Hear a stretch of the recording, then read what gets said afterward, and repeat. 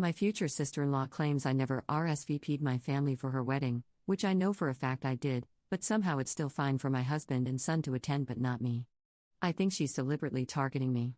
Posted by u/TA_no place5878.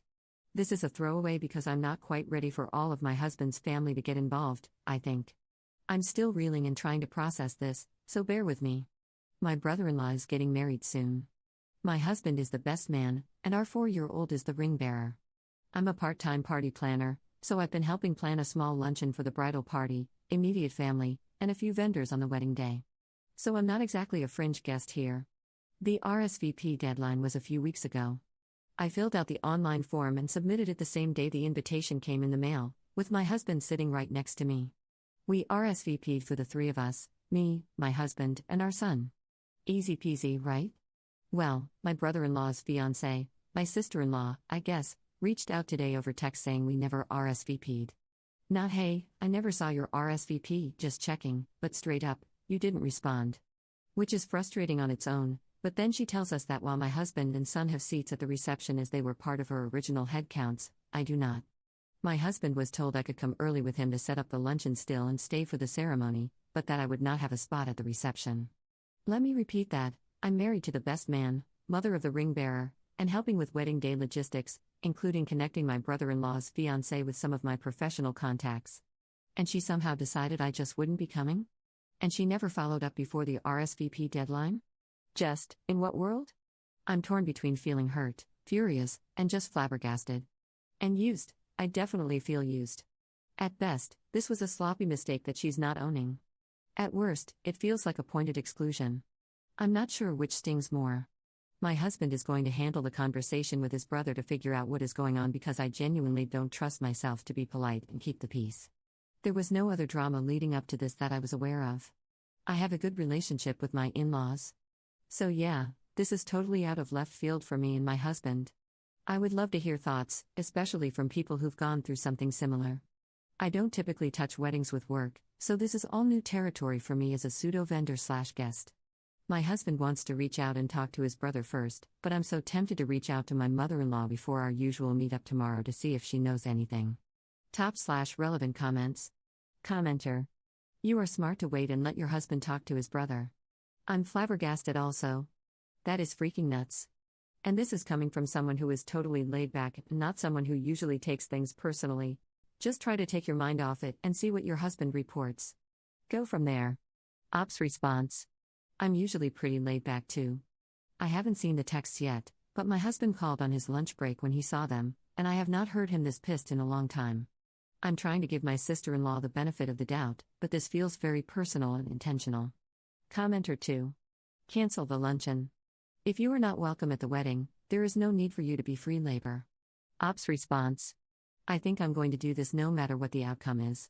It puts my mother and father-in-law in a bit of a lurch since they're handling the food costs, but I don't know. I know I'm biased because I'm in the middle of it, but I feel like there should be some consequences. Op adds an edit to her post. My husband and brother-in-law are talking now. My brother-in-law was not working today, last night, and was helping my father-in-law with something this evening. When I called my mother-in-law, she had my brother-in-law call my husband right away. From what my mother-in-law and I can hear, we're snoopy. My husband was muted on my brother-in-law's phone and my contact was deleted. My brother-in-law can't log into the wedding website, so he can't check to see if our RSVP was there. I'm not sure if I want to become a firecracker myself or get some popcorn as I watch my mother-in-law pop off. Op adds a second edit to her post. Okay, here's the last update for the night. I am tired and a bit overwhelmed by all of your responses. I'm sorry I haven't replied to them all, but I have read most of them.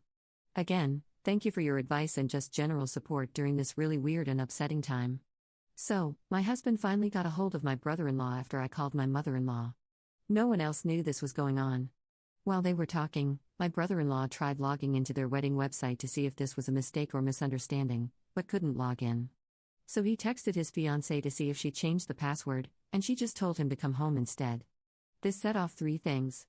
1. My brother-in-law ended the call with my husband to call his fiancée about why she couldn't answer a simple question.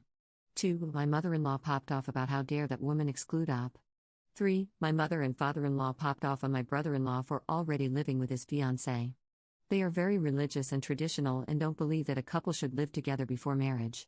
My husband and I sympathize with my brother-in-law. My brother-in-law and his fiancée argued over the phone. Apparently, she started claiming that it was an unfortunate glitch and it was too late to add another seat now. Then it was that we never jived, and would it really be so bad if I went home early? Plus, I could take our son home with me because he would be tired by then, at 5 p.m.? This woman does not know kids, I swear to God. Then it was that I've always been mean and excluded her from things, even though she's never invited me to any of the girly fun wedding events. At this point, my husband and I are glued to my phone as we're hearing yelling from all four of them until she hangs up. My brother-in-law is spending the night at his parents' and is unsure about the wedding now. He plans on going home tomorrow with my husband going with him for moral support. I'll be going with my husband to my in-laws to hang out until we hear back about the situation at the battlefront. Additional info from Op. I initially wasn't invited to the bridal shower. Then her mom brought it up at Easter dinner, and that's when I was awkwardly invited. I guess her vibe always felt off to me. She doesn't like my hobbies, specifically TTRPGs and video games. They're hobbies I have in common with my mother-in-law, and my sister-in-law stopped bashing them as much when she found out my mother-in-law also partakes in quests across Tamriel and the Forgotten Realms. Op adds a third edit to her post. Sorry, one more teeny 1 a.m. update. My husband is asleep, I should be too, but I'm still reeling and pissed. I thought to take a screen cap of the message she sent my husband for future proof, and it's gone. She used Facebook Messenger to text my husband, and it says her texts are deleted. Update 2 days later. I can't sleep after word vomiting this in my journal, so why not post the update? Just to clarify something from the original post, I did not plan everything for the wedding. I offered to bring food for a small luncheon between photos, 10 a.m., and the ceremony, 4 p.m., as dinner wasn't planned until 6 p.m. It was going to be a long day at a farm in the middle of nowhere. I offered to do it to be nice but also to make sure no one, specifically a certain 4-year-old, would be hangry for the ceremony. My sister-in-law also only used one of my vendor contacts, so with things going south, my professional reputation shouldn't really be impacted. The update, turns out, the no seat for op issue was the problem that broke my brother-in-law's relationship. And we're a bit upset my brother-in-law didn't talk to anyone about this until it blew up. Behind the scenes, my brother-in-law and his fiancée were having arguments about their future together. Most of these arguments centered around having kids. Early on, she gave the impression that she wanted children someday. But as they got more serious, she started backtracking. A few months ago, my brother-in-law realized that it's very likely she never wanted kids, but felt too invested in the relationship to leave. But he always imagined having a large family, so this really shook him. On top of that, she apparently had jealousy and insecurity issues. For my brother-in-law, I've been her latest target, WTF, which started when I turned down going to Amani/Petty with her. Why did I turn her down? My husband and son had rotavirus. Apparently, I was icing her out by not wanting to spread gastrointestinal doom. Can anyone please explain this logic to us? Lastly, she was apparently already floating the idea of disinviting our son from the reception because he would have been the only small child there. My brother-in-law shut that down immediately, and my mother and father-in-law kept that knowledge from us to spare our feelings. Ergo, our lost RSVP was not a software glitch. Nor was it an oversight, but a rather stupidly calculated move. She was apparently hoping one of two things would happen: either I would make a scene about being disinvited and be seen as the problem, or we would quietly accept our fate and she would not have to deal with two undesirables at her reception. With all of this in mind, I can't figure out why she would have messaged my husband instead of me. Was she trying to cause more family drama? Again, the logic is not logicking. My brother-in-law was already feeling some uncertainty because of the shifting kids/no kids conversation. But the deliberate seating stunt gave him the last push and clarity he needed. He told my husband it was a level of manipulation and cruelty that he could not overlook. So he ended things and asked for the ring back. No wedding or reception, just a super messy, emotionally heavy, and expensive breakup. And I feel so bad for my brother-in-law. He's going through so much heartache right now, but he deserves better in a partner. Hopefully, she can find a family dynamic that doesn't feel like a never-ending battlefield.